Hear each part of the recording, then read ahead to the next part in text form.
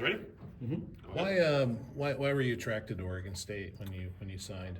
I mean, they gave me a chance. They believed in me, and that's just something you don't pass up, you know. I find it like on my visit here, it felt like home, I think, and I know I could do special things here. Did it have any bearing on the fact that a lot of Texas running backs have come up here and succeeded?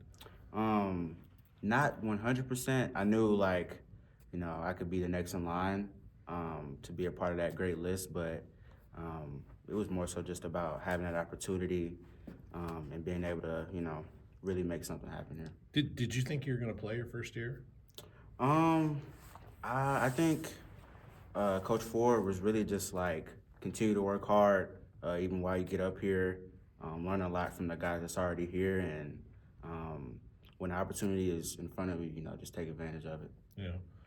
What was the difference between the first time you played this season and Saturday? What were you seeing Saturday that maybe you weren't seeing a month or two ago?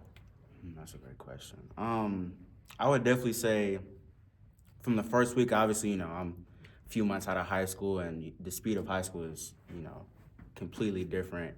And just those reps through practice, having those reps against the scouts, just that rep count and getting a feel for the speed of college definitely made it seem a lot easier. Like Saturday, it just kind of felt like when I got in that mode, it was just do what I do best. Is the game like starting to maybe slow down for you on the field a little bit? There were a couple times Saturday where you kind of showed some patience and you waited for a block to set up and then you gained some yards.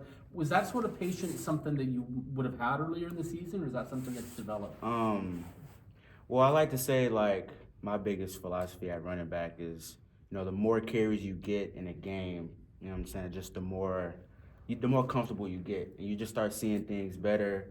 You start knowing like how the defense is flowing, and I think that's just something that we all have. Like running back is an art form, and that's just something you just kind of have. So definitely something I've gotten better at, but I think it's just in you as well.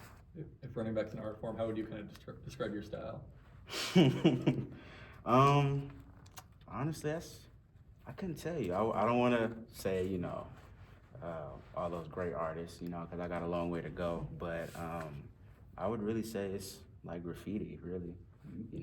I think on that field, it's just like any wall, and you just kind of do what you want to do.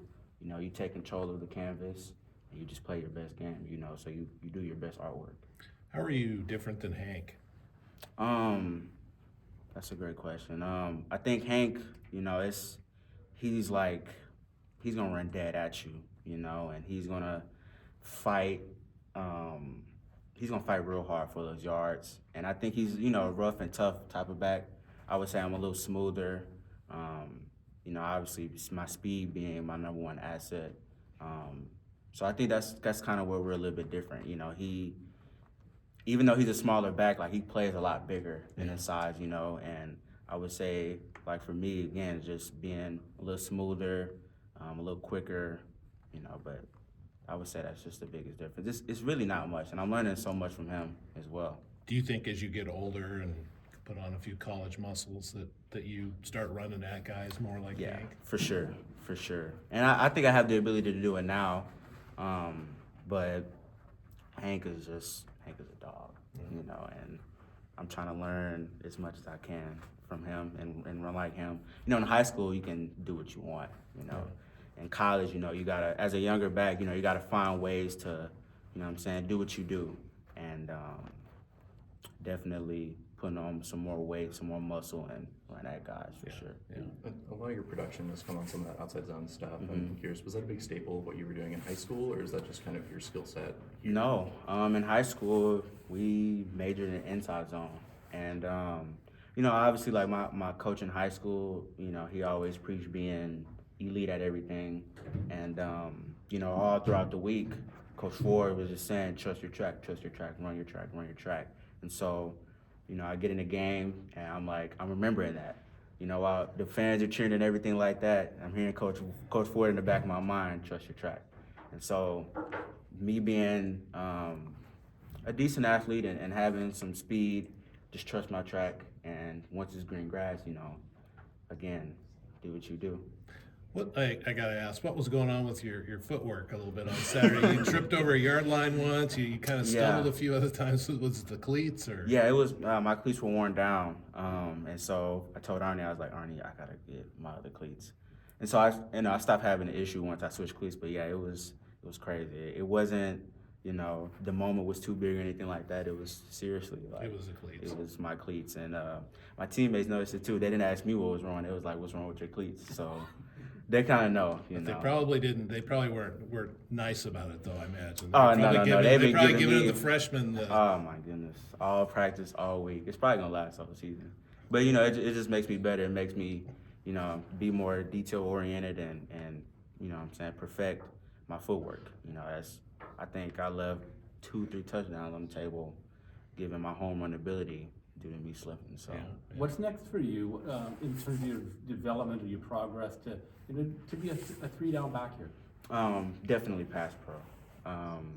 Obviously in high school, I was the guy, and most running backs are, coming from a smaller school, you're gonna have 25 carries. I had a great receiver in high school who 50-50 ball, he was gonna go get it, so I didn't have to really worry about pass pro, and I think that's the main thing that would take me to that next level, and obviously to the next level is pass pro. So every day, I dial it up with Coach Ford, Coach Devan, obviously him and his greatness, learning a lot in pass pro and being dialed in and, slowing it down in that, we get out of the huddle, right? You got to be able to see the whole field. And even when, the ball is snapped and bullets are flying, you need to still be able to read your cues, your +1, your +2, your scan. So all those things really are things I can just get better at. And when I get older, those are things that are just second nature. Is there another back, either in the college level or at the NFL level, that you really tailor your skill set after or try to model your game after? Definitely Jahmyr Gibbs. And, him being from Alabama, great back, a lot of speed, a lot of physicality though as well. And then I like to take it back old school. I'm not 6'3", but Eric Dickerson, that's definitely my favorite. And then Barry Sanders. So a lot of those guys, that's who I model my game after. I try to be like, I try to learn from.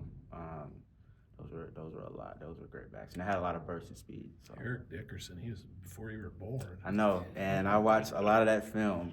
I don't like how they slow it down though on the NFL highlights. I like the game speed to really see how they were moving. What about his game, Dickerson? What do you like the most? He was a sprinter. He was a sprinter first. He made everything look easy, look smooth. I know it's a documentary.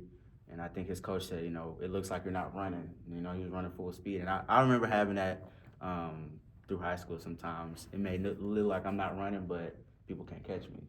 So just his ability to make things look easy. He was so fluid and so smooth. And, when it was green grass, he was off to the races. Got to get the goggles if you want to be Eric I can't do the goggles. Can't do the goggles. Can't do the goggles. Okay. Well, anything else? All right. Thanks, everyone.